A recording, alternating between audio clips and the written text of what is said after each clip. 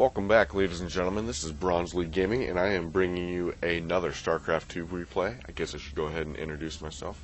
My name is Phobos, and like I said, I'm with BronzeLeagueGaming. Here we got a replay of Amitk as the Red Protoss. I actually looked up and figured out how to pronounce his name.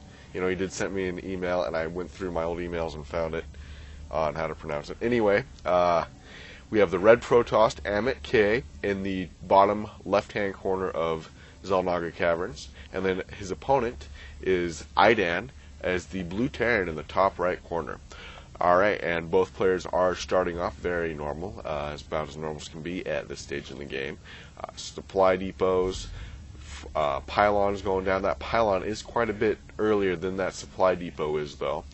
Pylon is pretty much done at this point, which means that the gateway and everything will be done a little bit beforehand as well.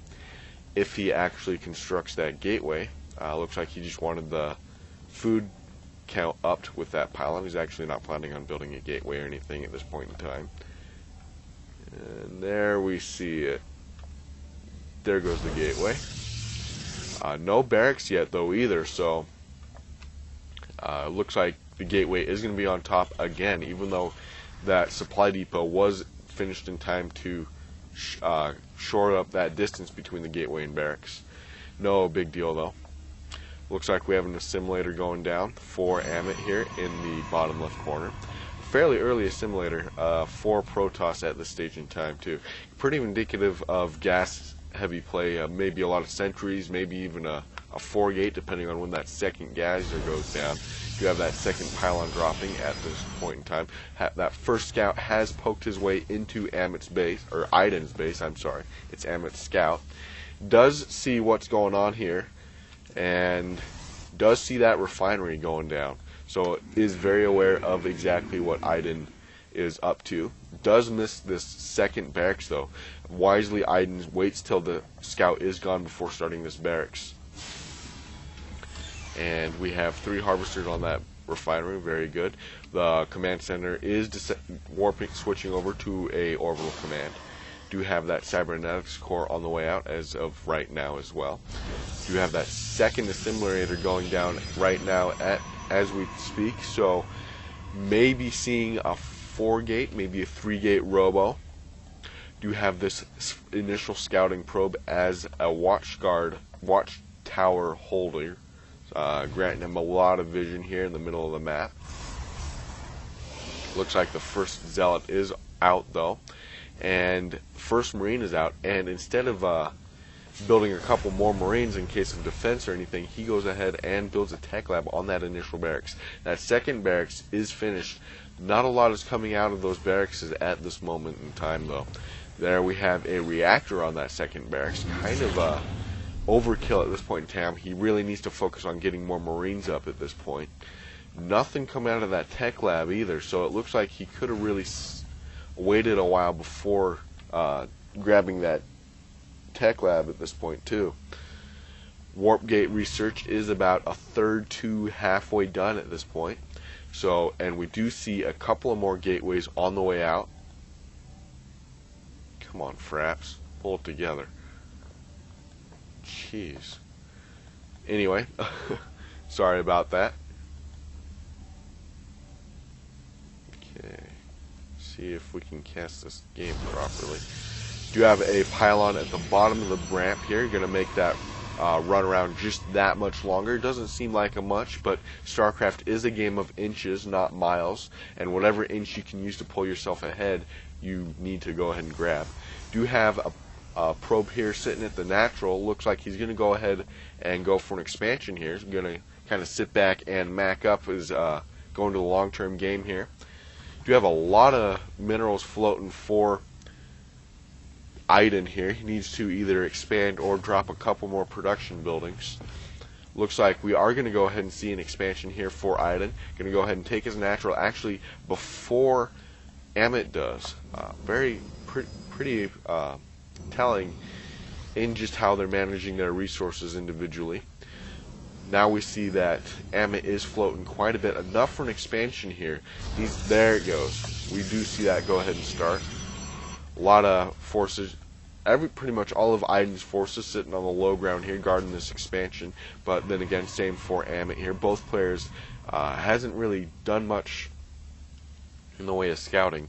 I don't think Idan has done any scouting at all. He hasn't done any scouting whatsoever.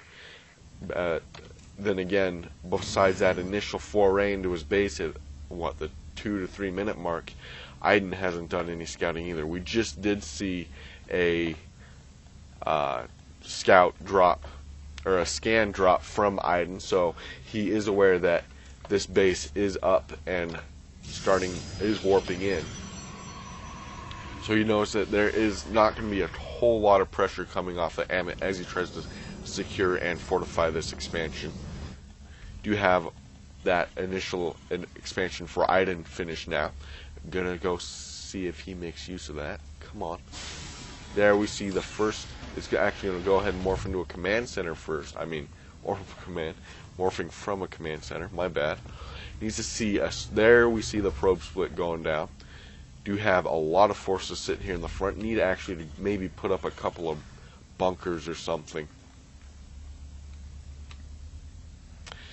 Do have the probe split going down for Amitk as well. Quite a saturation already on that mineral line. Third geyser is going down. 3 gates are up, but not a lot else. No additional tech. So besides these 3 gate, I'm gonna be interested in seeing what kind of tech Amitk develops. Another scan going down for Idan here in the main. Gonna tell that Idan, besides these 3 warp gates, I'm not even sure if he did see those 3. That was pretty good scan radius right there. Alright, it looks like Amitk is on the way of a drop or something with that scan inside the base. But Idan and Amitk, pretty close. Getting them confused pretty easily here. Looks like Idan is planning just on macking back, making sure his opponent isn't up to anything sneaky here. Looks like the Zealots are going to go ahead and get to work on these rocks, maybe start taking apart for a third base. You have an illusioned Phoenix. Yes, that's a Phoenix.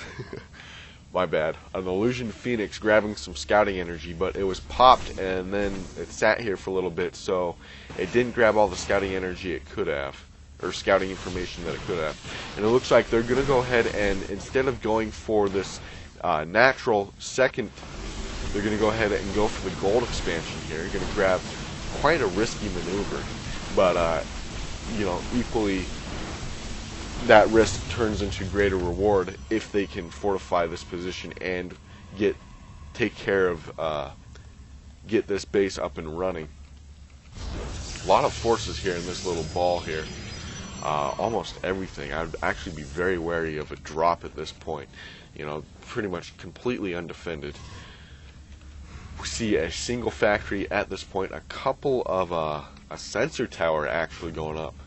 In fact, instead of the traditional missile turrets, do see that starport finally on the way out. Engineering bay is finished as well. And it looks like we're going to see a second factory on the low ground here. Pretty mech heavy. Sounds like it's going to be a pretty mechanical army here. Another sensor tower here on the fringe of the natural. This sensor tower is a little bit unprotected. Do have another Phoenix on the way out. Does grab some more scouting information, and there it pops. Alright.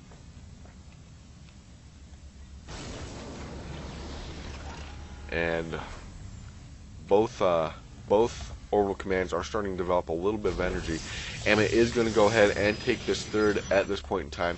He needs to invest in some more production buildings. There we see robotics facility going down and a couple more gateways. This is completely walled off now, and we do see him switching over to warp gates. He's doing. He's going to start being able to dump quite a bit of this floating money really quickly, actually, with the addition of these 2 gates and that robo facility. Then again, he is starting up on 3 bases. That third base is a gold, so I would say he's probably safe in dropping quite a few more, maybe 3 or 4 more gateways or another robo facility, maybe even a Stargate. Truth be told, though, Idan is the one that needs to start spending money. He's got a lot of production buildings that are just sitting here. None of his production buildings are hotkeyed, actually. He's got the orbital commands to 4, but that's about it. That's going to slow him down quite a bit. He's got the factory, supply depots, and barracks here on this first one. And there we go. So I guess I don't know what I'm talking about when I say he doesn't have them hotkeyed. They are all hotkeyed. 7, 6, 7, and 8. I wonder why he stuck it on 6 rather than 5. Anyway, he does have pretty good vision here. It's going to be really hard to sneak up on Idan here with those sensor towers, making so much, granting him so much map control. Now, then again, we do have this probe sitting here at the Zelnaga tower, and that's grabbing quite a bit of vision for Amitk here. We do see a scan just get dropped for Idan. He's going to scout out this gold base, and if Idan's smart, he's going to realize he needs to do something, either drive here at home in the main base, maybe shut some stuff down, get stuff to move away from this front position, but he needs to do something about this gold base, or he needs to slow down his opponent's mining capabilities real quick here. Do have another pylon going out. Thought that was a little more exciting. Where it looks like we're going to start cranking out some Thors here for Idan here. We do see 2 in the production tab, as well as Terran vehicle weapons on the way out, which means he has built an armory, but is not investing in any kind of infantry weapons. I would say right now his production tree, his tech tree, is a little top heavy. Needs a couple more barracks to support the all the heavy machinery he's pumping out. It takes a good minute at least to build one of these Thors, and they're great and all, but sheer numbers are going to overwhelm these Thors pretty easily. Do have a couple of Immortal on the way out now. I don't know if he's scouted those Thors or not. Looks like we do have another Phoenix here, and it is going to get chased away.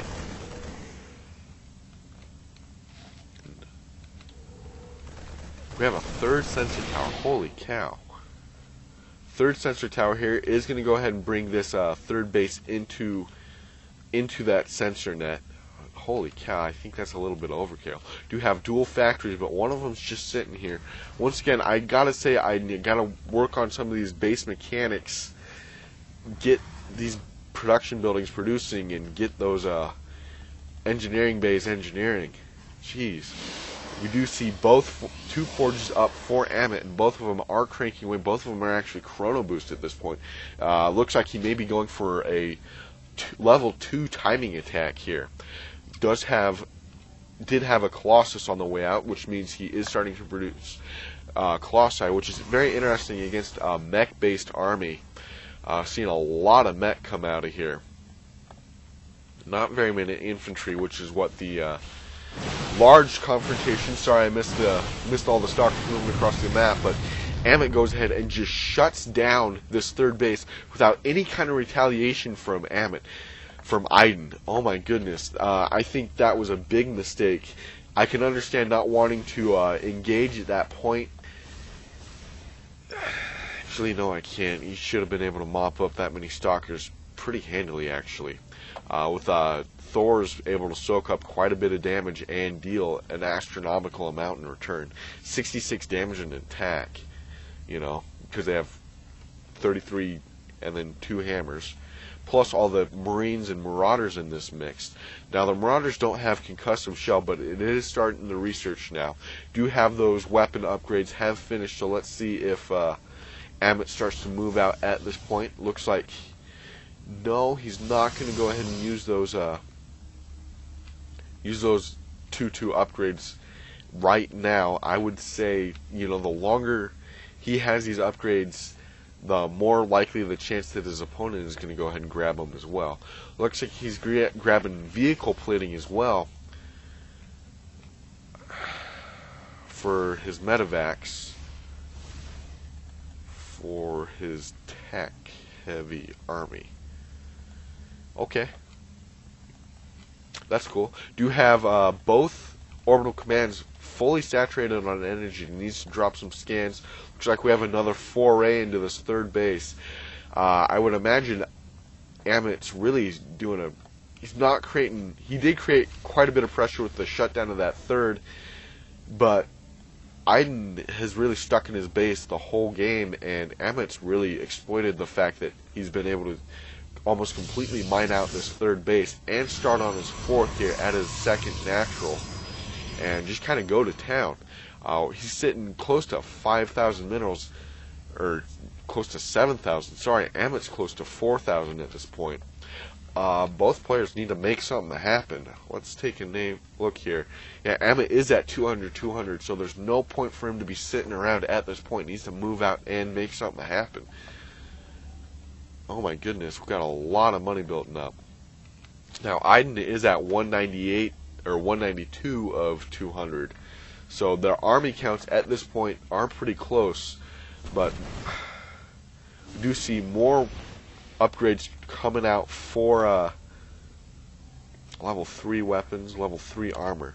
More upgrades coming out for Amitk at this point. So pretty much that's the only advantage he has, because both players have astronomical amounts of money at this point.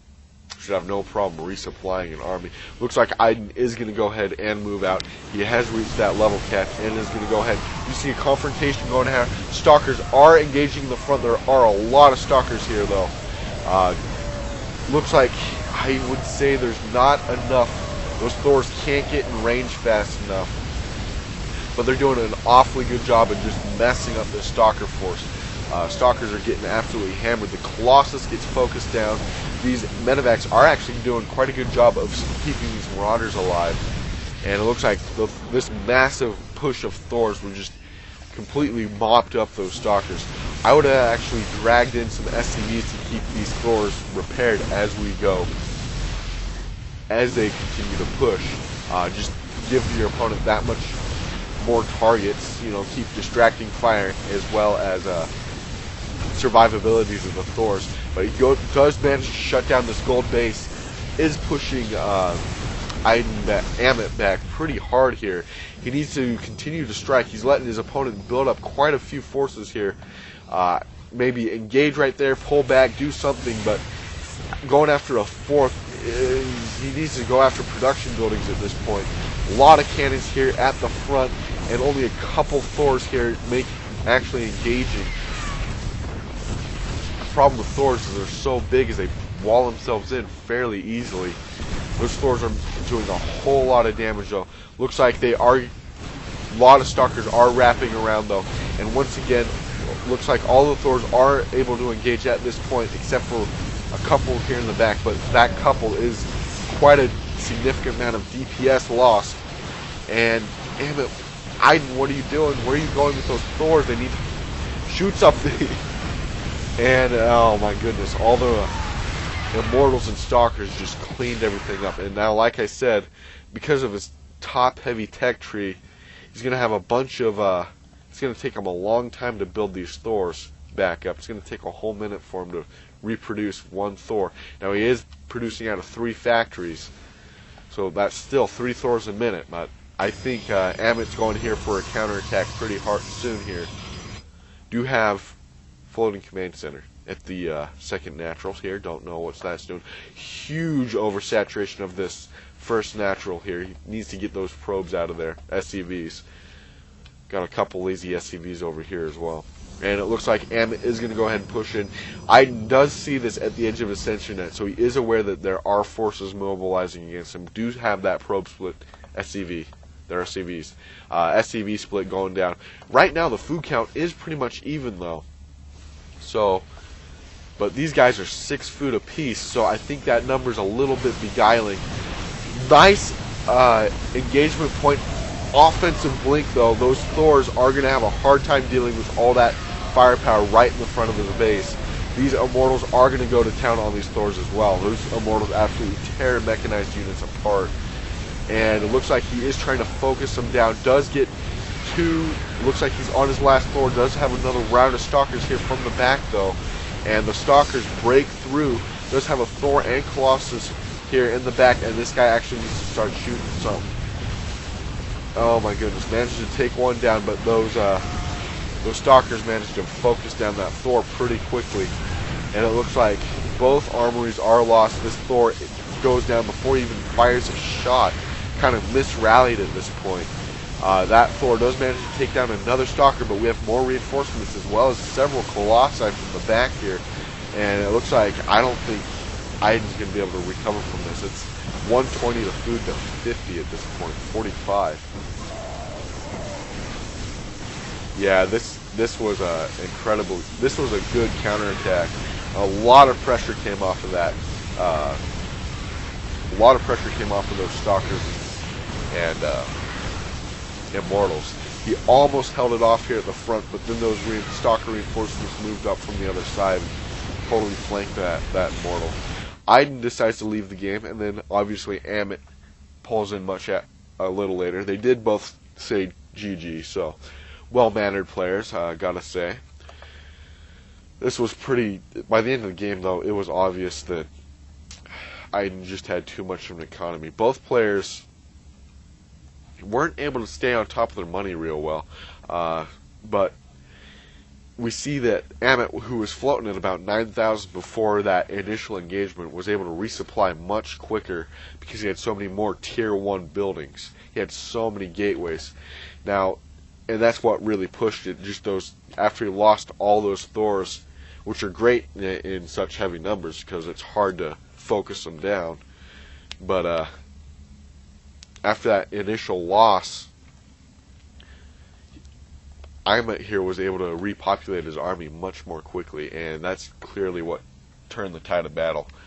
Because he wasn't just throwing Immortals and Colossus at Idan here. Anyway, this is Phobos, and I'm with BronzeLeagueGaming. If you would like us to cast one of your games, doesn't necessarily have to be Starcraft, but you know that seems to be our bread and butter here. Send it to BronzeLeaguePerspective@hotmail.com. Once again, that's BronzeLeaguePerspective@hotmail.com. And hey, thanks for checking us out. Hopefully we'll catch you next time. See you later.